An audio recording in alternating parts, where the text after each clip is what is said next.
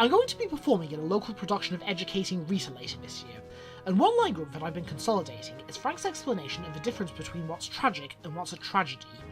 Tragedy is something that's preordained by the protagonist's own character flaws, and since I've recently been watching a lot of old Pokemon episodes, I started thinking, could the Indigo League story arc be considered a tragedy, even though it's not really that tragic?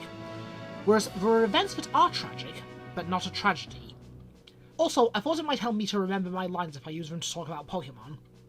Well, the play does say, only connect! Much like the story of Macbeth unfolds because of the title character's ambition, Ash is similarly flawed by his arrogance and his laziness.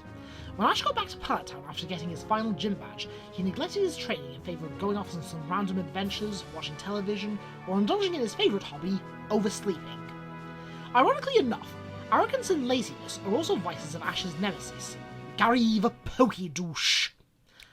Gary is always bragging about how he's so much better than everyone else in the known universe, all the while going through his journey on easy mode. He gets Professor Oak to save him the best Pokemon to start with, he has a chauffeur drive him everywhere, he stays in 5-star hotels and has a crew of cheerleaders fawning over him for the most mundane things.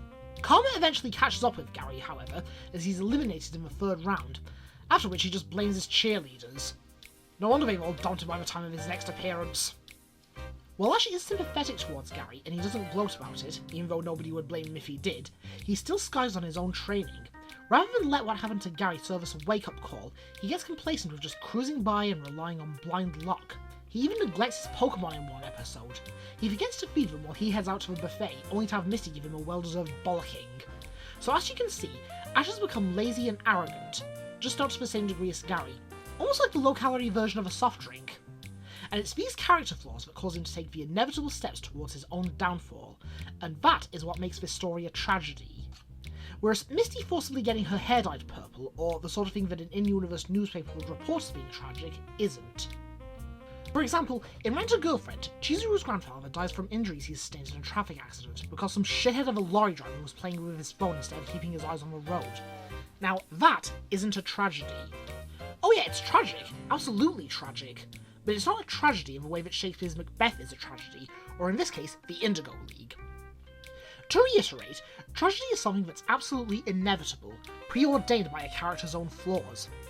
When you first watched the Indigo League episodes, maybe when you were a kid back in 1999, didn't you just want to shout out to Ash, to warn him? You just wanted to bellow at him to stop procrastinating and focus on his training. But you wouldn't have been able to convince him, would you? No, you wouldn't. And why is that?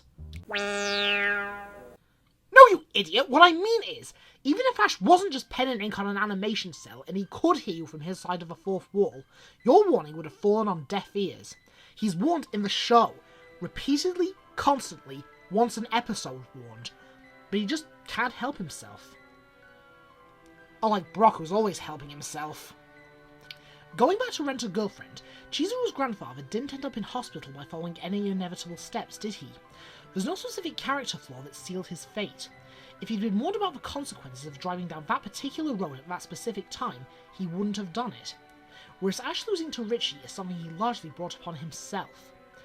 Yes, Team Rocket kidnapping him and tiring out his Pokemon may have played a big part in him losing, but ultimately, it came down to Ash taking for granted that Charizard would listen to him just this once. In the following episode, Professor Oak knows that Ash probably would have won if he just made more of an effort to get Charizard under control.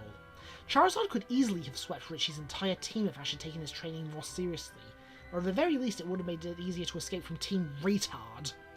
But instead, he went on and on getting sidetracked and doing anything but get ready for the Pokemon League. And with each day that he wastes, he spins one more piece of a thread that will eventually make up the web of his own tragedy. Of course, Ash losing the Pokemon League would become part of the course in later seasons, but back in 1999, no one ever suspected the protagonist of a sports anime would actually lose the big tournament that the entire series has been building towards. And that's why I think the Indigo League could be considered a literary tragedy. Do you agree with this interpretation, or do you have a counter-argument? Please discuss it in the comments section.